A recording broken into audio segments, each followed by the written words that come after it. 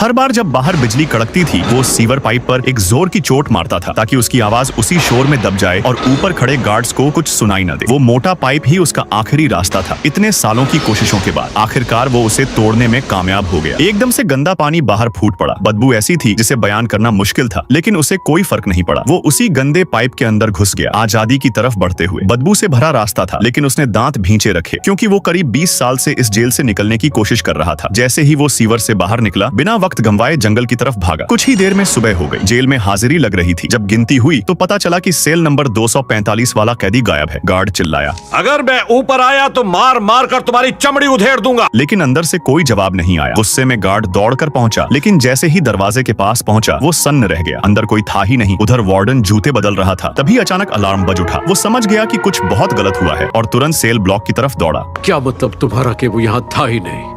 वो गुस्से में चिल्लाया, कल रात गिनती में था, आज गायब कैसे हो गया? उसने तुरंत रेड को बुलाने का आदेश दिया क्योंकि सब जानते थे कि वो दोनों हमेशा साथ रहते थे। वार्डन को लगा कि जाते जाते उसने रेड को जरूर कुछ बताया होगा।